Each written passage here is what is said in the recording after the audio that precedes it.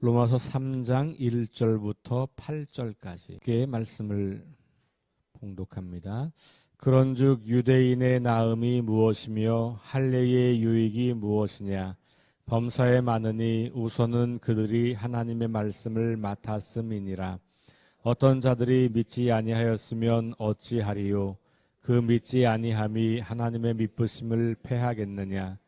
그럴 수 없느니라. 사람은 다 거짓되되 오직 하나님은 참되시다 할지어다. 기록된 바 주께서 주의 말씀에 의롭다함을 얻으시고 판단받으실 때에 이기려 하심이라 함과 같으니라. 그러나 우리 불의가 하나님의 의를 드러나게 하면 무슨 말하리요? 내가 사람의 말하는 대로 말하노니 진노를 내리시는 하나님이 불의하시냐? 결코 그렇지 아니하니라. 만일 그러하면 하나님께서 어찌 세상을 심판하시리요?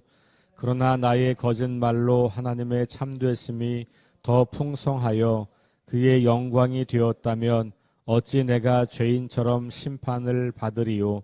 또는 그러면 선을 이루기 위하여 악을 행하자 하지 않겠느냐? 어떤 이들이 이렇게 비방하여 우리가 이런 말을 한다고 하니 그들은 정죄받는 것이 마땅하니라. 아멘. 네, 3장 1절부터 8절 말씀은 조금 문맥을 좀 이해하기가 좀 어렵게 되어 있습니다. 도대체 무슨 말을 하려고 하는 건가? 알기도 하고 모르기도 하고 이런 느낌이 좀 들죠. 왜냐하면 바울이 질문하고 대답하고 질문하고 대답하고 이렇게 지금 한 4차례 반복해서 스스로에게 질문하고 스스로에게 답을 하는 형식으로 되어 있어요. 이런 형식은 고대 철학자들이 자기의 어떤 사상을 논증할 때 많이 사용했던 방법이에요. 그러니까 사람들이 이렇게 질문하는데 사실은 이렇습니다. 뭐 이런 거고 내가 이렇게 질문을 해볼게요. 그리고 질문을 하고 답을 하고 이런 방식인 거죠. 아마도 바울은 복음을 전할 때 이런 질문들을 많이 받았을 겁니다. 왜냐하면 유대인들에게 복음을 전할 때 당연히 유대인들이 그동안 오랫동안 믿어왔던 것들에 대해서 반박하는 듯한 그런 느낌을 주고 바리새인과 서기관들이 들을 때에는 야, 저 사람이 우리가 그동안 목숨처럼 지켜왔던 것을 다 무효하다고 잘못된 것라고 말하고 있는 거 아닌가라는 오해를 사기에 충분하기 때문에 그런 공격을 많이 받았을 거고 거기에 대한 대답도 여러 차례 했을 거예요. 주로 이제 회당에서 복음을 초기에 많이 전했기 때문에.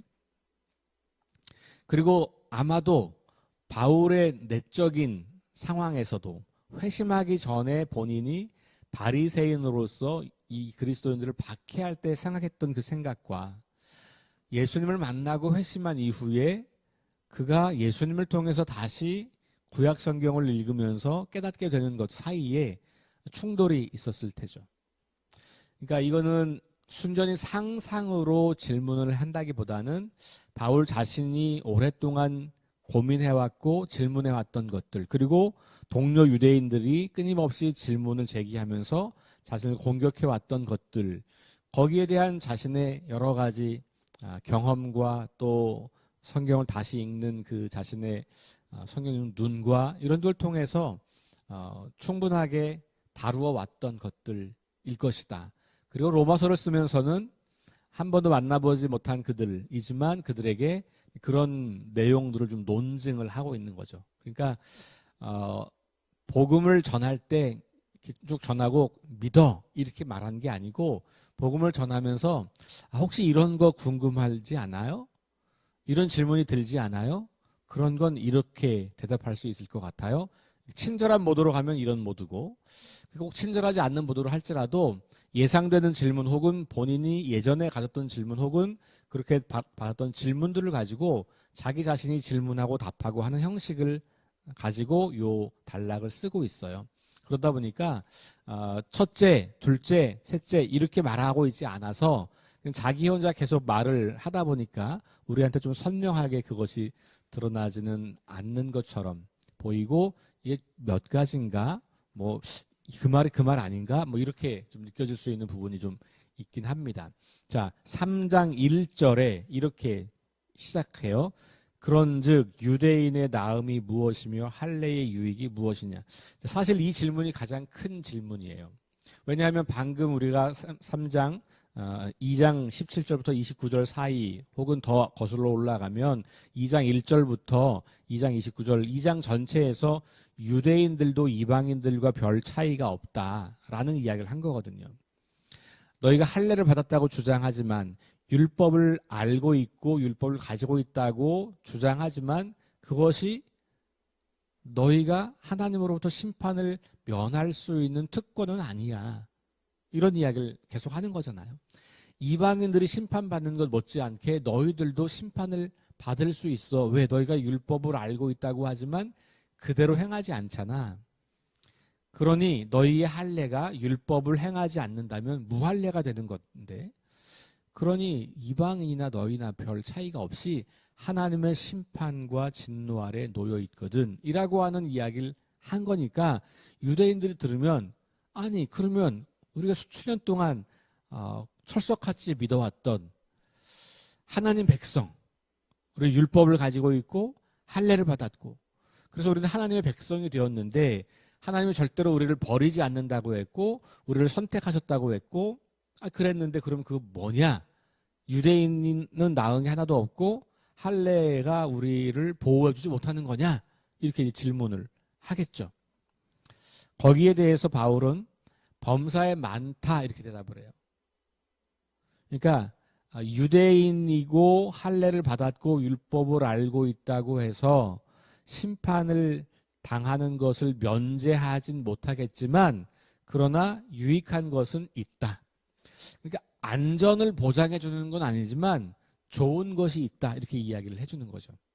그러니까 유대인이라는 신분 때문에 너희가 구원에 이르는 건 아니지만 그러나 유대인이기 때문에 좋은 것이 있다 이렇게 이야기를 하는 거죠. 그러면서 많다라고 이야기하는데 실상 오늘 본문 읽어보면 하나밖에 없어요. 나머지는 9장에서 11장을 읽어보면 다시 유대인에 대한 이야기가 반복되거든요. 그때 조금 더 나와요. 그러니까 그건 조금 더 기다려보고 어쨌든 첫 번째 우선은 한 거 그거 하나가 오늘 말씀의 핵심이에요. 그들이 하나님의 말씀을 맡았음이니라. 그러니까 율법을 알고 있다는 것 자체가 그것이 하나님의 구원을 무조건적으로 보증해 주는 것은 아니겠지만 그러나 그 하나님 말씀을 맡았다는 것 자체가 어마어마한 특권이다라고 이야기를 하는 거죠. 그러니까 어떤 자들이 믿지 아니하였으면 어찌하리요 그 믿지 아니함이 하나님의 믿으심을 패하겠느냐 이렇게 나오는 것과 연결해 보면 이미 유대인들이 이렇다고 해서 모든 유대인이 다 그런 건 아니잖아요. 그러니까 소수의 사람들이 그런 거니까 그러면 누군가가 말씀을 맡았고 이미 그 맡은 말씀을 가지고 잘 살고 있는 사람이 있다면 그런 사람들은 구원이 가능한 것이니까 그러면 그런 것 때문에 패하지는 건 아니다라고 이야기하는 거죠. 그러니까 말씀을 맡았다고 하는 것 자체로서 의미가 있고 그것이 모든 유대인들이 다 그것 때문에 그런 건 아니지만 그러나 그 맡은 사람이 있고 그 맡은 것을 잘 지키는 누군가에 의하면 그것은 계속 연결될 수 있는 것이다. 사실은 이 말씀을 맡았다고 하는 것은 어떤 보증이라는 것보다는 책임이라는 게 더 강해요.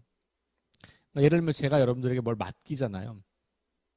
뭘 맡기면 여러분들이 나는 목사님이 엄청 나를 사랑하나 봐.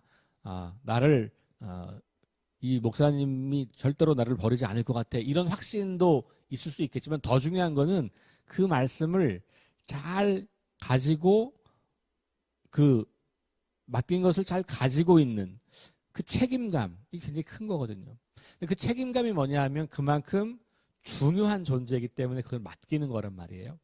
그러니까 유대인들이 자기들 자신이 이 말씀을 맡았다는 것 자체를 아주 중요한 책임감과 특권으로 가지는 것은 굉장히 유익한 일이다라고 이제 이야기를 하는 겁니다. 자, 그러면서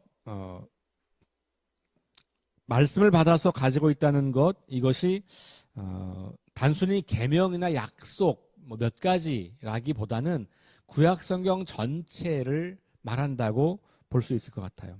그러니까 하나님의 특별 계시를 맡은 자, 그 엄청난 특권적 책임감이라고 하는 측면에서 굉장히 큰 유익이 있다라고 하는 것을 첫 번째로 말하고 있는 겁니다. 자, 그런 다음에 3절에 가면, 자, 아까 이제 제가 잠깐 읽었습니다만, 어떤 자들이 믿지 아니하였으면 어찌하리요? 그 믿지 아니함이 하나님의 믿으심을 패하겠느냐? 제가 방금 말씀드린 것과는 좀 반대 이야기죠. 그러니까 여기 말씀을 맡았기 때문에 어떤 사람들은 말씀을 지키는 사람들이 있지만, 또 어떤 사람들은 믿지 아니한다. 말씀을 갖고 있지만 그 말씀을 믿지 않는다는 말은 말씀대로 살지 않는다는 거죠. 그렇다면 하나님은 신실하지 않은 분이 되는 거냐? 이렇게 질문하는 거죠. 그렇게 무슨 말이냐 하면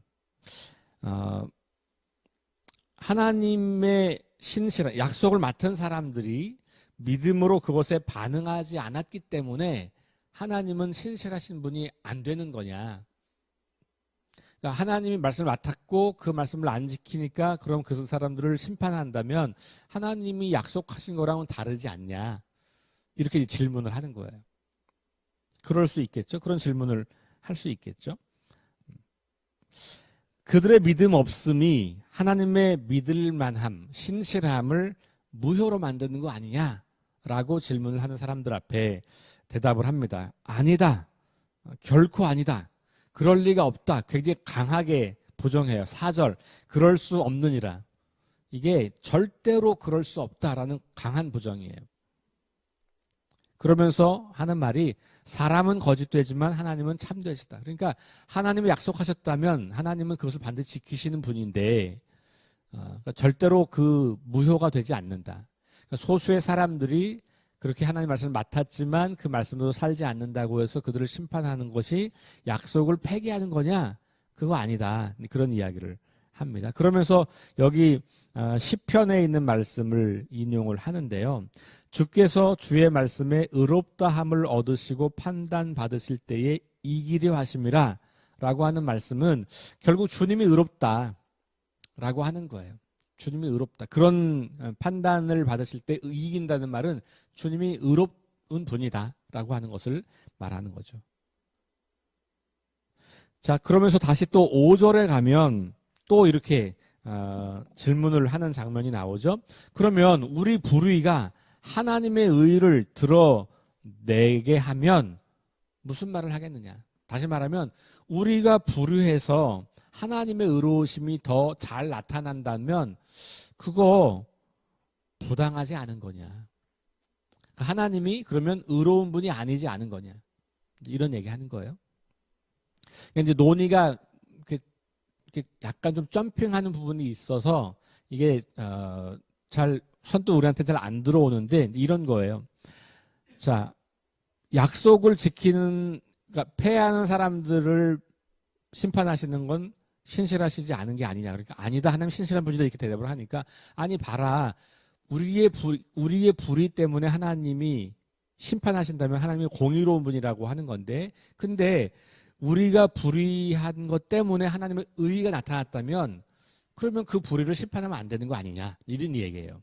그러면 결국은 하나님의 공의는 없는 거 아니냐 이렇게 질문을 하는 사람들이 있다는 거예요. 그러니까 괄호 쳐놓고 내가 사람의 말하는 대로 말하노니 이렇게 말하면서 사람들이 말하는 이제 그 질문인 거죠. 진노를 내리시는 하나님은 불의하신 하나님이냐? 다시 말하면 아니 그래서 진노를 내리시면 불의한 거 아니냐? 우리의 불의 때문에 하나님의 의가 나타났다면 그러면 그건 좋은 거 아니냐? 그런데 왜 우리를 이 불의한 사람을 심판하냐? 그러면 불의하신 하나님 아니야? 이제 이렇게 약간 궤변 같은 질문을 하고 있는 거예요. 다시 바울이 답하죠. 결코 그렇지 않다. 아니다. 하나님은 불의하시는 분이 아니다. 이렇게 답을 하는 거예요. 자, 그러면서 만일 그러하면 하나님께서 어찌 세상을 심판하리요? 다시 또 질문하는 거예요. 아니 그러면 그 불의한 분이 아니라면 다시요. 죄송해요. 하나님 그런 분 아니다. 하나님 만약 불의하신 분이라면 어떻게 세상 심판하겠냐. 그러니까 하나님은 공의로운 분이 맞다. 왜냐하면 심판을 하시는 분이니까 이렇게 말을 하는 거예요. 그러니까 하나님은 심판자라고 하는 거는 너희도 알고 있지 않냐. 하나님 심판하시는 분이라면 공의로운 분이지 이렇게 이야기를 하는 거예요. 여기서는 뭐 어떤 다른 논증을 하기보다는 하나님의 그 성품 자체를 다시 이야기하고 있는 거죠. 자, 7절. 그러나 나의 거짓말로 하나님의 참되심이 더 풍성하여 그의 영광이 되었다면 어찌 내가 죄인처럼 심판을 받으려. 또 질문하는 거예요. 아니, 근데 봐라. 내가 거짓말로 하나님의 참되심이 더 풍성하여지면 그가 더 영광을 받으신 거면 내가 왜 죄인처럼 심판받아야 되냐. 같은 질문을 하는 거죠. 또 말하기를 8절 또는 그러면서 선을 이루기 위하여 악을 행하자 하지 않겠느냐. 이렇게 말하는 거. 그러니까 하나님께서 불의한 사람들을 심판하시는 것 때문에 공의가 드러나고 그러면 그 공의로움을 드러낸 게 결국은 우리의 불의함인데 그럼 하나님의 공의로움을 드러낸 그게 뭐가 문제냐 이렇게 답을 하는 거예요. 질문을 하는 거죠. 이거는 사실은 도덕 폐기론자들이 주장하는 거예요. 그러니까 당시에 도덕 폐기론자들이 있었거든요. 도덕이 뭐 이렇게 중요하냐. 그러니까 그냥 우리가 뭐 죄를 짓고 살아도 괜찮아라고 하는 사람들이 바울의 복음을 들으면서 이제 궤변을 부리는 거죠. 그래 우리가 이렇게 만약에 하나님이 우리를 심판하신다면 아니 우리가 이렇게 불의한 것 때문에 하나님이 공의로운 분으로 막 나타나는 건데 그러면 우리를 심판하는 게 안 맞는 거지라고 주장을 하는 거예요. 자, 결국은 자신의 죄를 합리화하려는 이런 사람들이 생기게 되는 거죠. 이런 말씀도 나와요. 나중에 보면 죄가 많은 곳에 은혜가 많다. 그러면서 그러면 우리가 더 죄를 많이 지어야 은혜가 풍성해지는 거 아니냐. 이렇게 이 논쟁을 이제 더 이끌고 가는 게 뒤에 나오는 이야기거든요. 그렇죠? 네. 우리도 그런 생각을 많이 하잖아요. 그래 어차피 우리 뭐 죄 다 져도 용서받고 은혜 받는 거니까 죄 짓고 또 내일 용서 구하면 되고 그런 식으로 이 하나님의 은혜와 용서를 왜곡시켜서 적용하는 사람들이 있을 수 있단 말이에요. 그러니까 그 당시 유대인들 중에도 그런 사람들이 굉장히 많이 있었던 거예요. 그래서 바울이 여기에는 사실은 답을 크게 하지 않아요. 왜냐하면 답을 할 가치가 별로 없는 거거든요. 말도 안 되는 궤변이라고 생각하는 거죠. 그러니까 하나님의 사랑을 받기 위해서 죄를 더 짓는다? 은혜를 받기 위해서 죄를 더 짓는다? 이거 말이 안 된다. 터무니없다. 그러면서 그런 사람들이야말로 심판을 받아 마땅하다. 그러면서 마지막에 뭐라 그래요? 어떤 이들이 이렇게 비방하여 우리가 이런 말을 한다고 하는데 그들은 정죄받는 것이 마땅하다. 그러니까 말도 안 되는 소리를 가지고 하나님의 의로우심과 하나님의 선하심을 훼손시키고 자기들의 죄를 정당화하는 그런 사람들에 대해서 심판이 마땅하다라고 이제 이야기를 하는 거죠.